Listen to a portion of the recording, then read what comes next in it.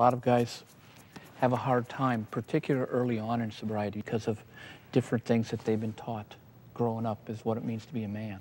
Are there any things that you were taught, types of things, messages you were given as a male that made stepping into recovery, stepping into that we part of the program harder for you?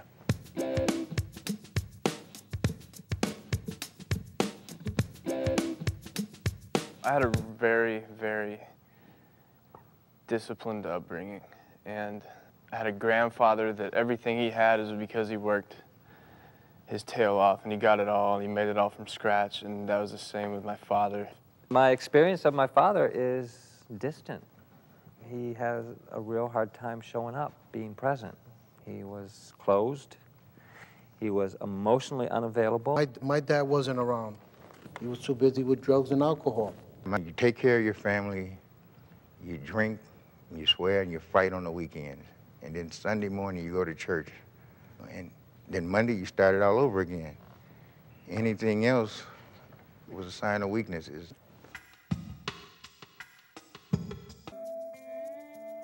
One of the things that addiction does is sit between power and meaning, and doesn't allow people to be able to connect with meaning, which is made up usually of our value system. So addiction, people end up reorganizing around just pleasure or power. I just finally, there was no meaning left in my life. I realized what a shallow, empty, useless existence I felt like I had, and that my entire life had been a waste.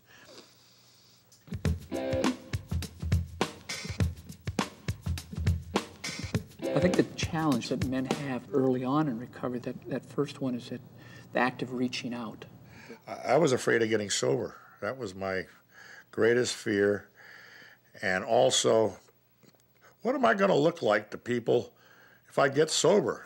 These sober people have been my enemy all my life. I remember showing up at meetings and standing around like outside, and in order to go in the door, you had to hug somebody.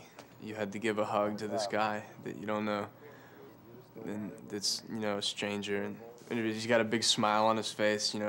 I remember my first meeting, I thought of Jim Jones. And I was thinking, man, when are they gonna pass out the Kool-Aid? Part of what I thought when I first went into recovery is that if you're gonna have to learn how to feel, then you're gonna have to learn how to be weak and sappy and all that other type stuff. And I don't think recovery asks that of you. I just think it asks you to acknowledge things, to accept the full spectrum of who we are as humans. I ended up doing 14 years in the penitentiary because of my addiction.